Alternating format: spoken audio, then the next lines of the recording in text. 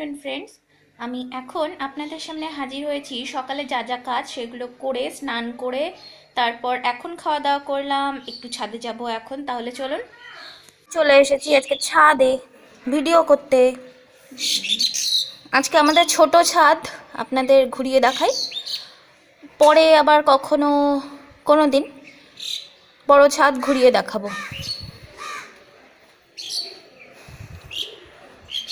আমাদের বাড়ির ছাদ, এটা নিয়ে আমার তো কিছু বলার নেই, আপনারাই দেখে নিন ভিডিওতে।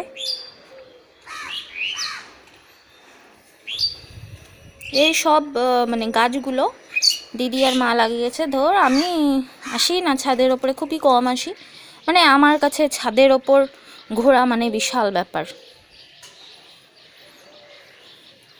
মা রোজই আসে ভিডিও করতে, সরি আমার একটু ভুল হলো, যা কাজ করতে, সেই জন্যই ছাদের ওপরটা বেশ পরিষ্কার পরিচ্ছন্ন মা নিজে হাতে করলো। সেদিন আমি ঘুমিয়েছিলাম দুপুরবেলা, আর ওই দেখুন মা দাঁড়িয়ে আছে।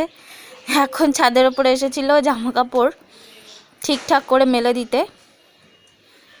মা জল দিতে আসে, গাছ বুনতে দিদি আর মা আসে। তারপর গাছগুলো যেহেতু আছে তাই যত্নও তো করতে হয়, এর জন্য সার দিতে হওয়া বা দেওয়া সব কিছু দিদি যেদিন বাড়ি থাকে, ও যেহেতু জব করে তাই সময় পায় না, রবিবার আর শনিবার করে সময় পেলে এগুলোর সব যত্ন আত্তি করা হয়।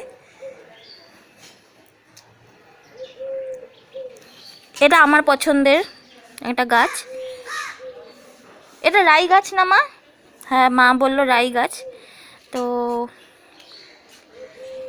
এটা আমি বলেছি লাগাবো, তাই দিদি এনে লাগিয়ে দিয়েছে। এই যে লঙ্কা গাছ, আর এই যে পাশে একটা ছোট্ট গাছ মিষ্টি কুমড়োর গাছ, এটা লাগানো হয়েছে। পুঁই পাতা অনেক ছিল, এখন নেই, সবাইকে দেওয়াও হয়েছে।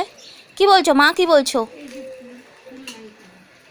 ফুল টুল প্রচুর হয় শীতকালে। এটা লঙ্কা জবা ফুলের গাছ। তাহলে চলুন, ছোট ছাদ মোটামুটি ঘোরা হয়ে গেছে, এবার আবার নিচে যাই। আজকে তাদের ওপর থেকে ঘোরাঘুরি করে আসার পরে একটু শুয়ে শুয়ে রেস্ট করলাম, তারপর একটা আর্ট কমপ্লিট করলাম। এটা আজকে কমপ্লিট করলাম, ওয়াটার কালারে করা। তাহলে আবার আপনাদের সাথে দেখা হবে নেক্সট ভিডিওতে আমার। ততক্ষণ আপনারা ওয়েট করুন, আমি আসছি। টাটা।